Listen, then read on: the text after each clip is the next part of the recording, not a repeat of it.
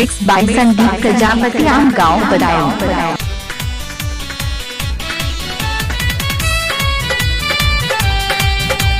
नाम तो सुना होगा डीजे संदीप प्रजापति आम गाँव बदायूं।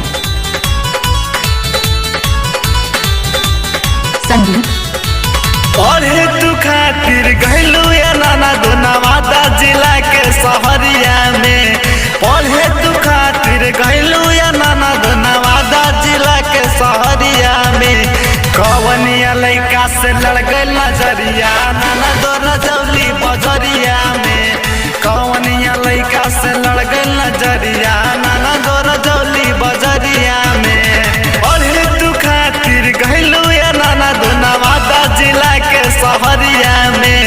पढ़े तू खातिर गहलू या नाना दो नवादा जिला के सहरिया में। कवनिया लइका से लड़ गइल नजरिया नाना दो रजौली बजरिया में। कवनिया लइका से लड़ गइल नजरिया नाना दो रजौली बजरिया में। नाम तो सुना होगा डीजे संदीप प्रजापति आम गाँव बदायूं। 9557225070 डीजे संदीप आम गाँव DJ Sound, संदीप प्रजापति आम गाँव 9557225070 पढ़े खातिर गइल रहलू कवना शहर हो। चाट छोला खात रहलू जाई के बाजार हो। जाई के बाजार हो। पढ़े खातिर गइल रहलू कवना शहर हो।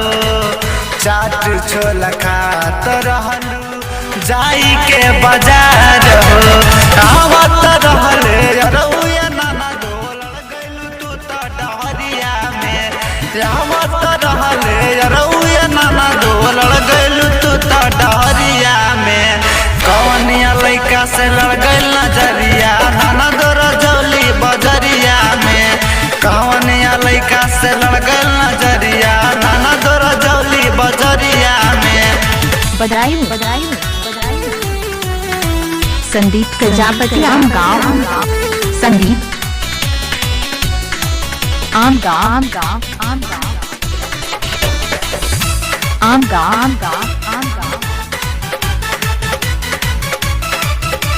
संदीप 9557225070 जींस टी शर्ट पहनले बाड़ू और मनीष काट हो। देखे में लागतारू बबुनी जी लटाप हो। बबुनी जी लटाप हो। जींस टी शर्ट पहनले बाड़ू और मनीष काट हो। देखे में लागतारू बबुनी जी लटाप हो। मन करे कहे के तोहरो घर में कहे के रहे नजरिया में। मन करे कहे के तोहरो घर में कहे के रहे नजरिया में। कवनिया लइका से लड़ गइल नजरिया नाना दो रजौली बजरिया में। कवनिया लइका से लड़ गइल नजरिया नाना दो रजौली बजरिया में। संदीप आम गाँव बदायूं 7535833417 नाम तो सुना होगा डीजे संदीप प्रजापति आम गाँव बदायूं। संदीप 7535833417 हमारा से कहले है बारू तू बड़ा चीटिंग। राइटर सुदामा संगे चले तोहरा सेटिंग। चले तोहरा सेटिंग।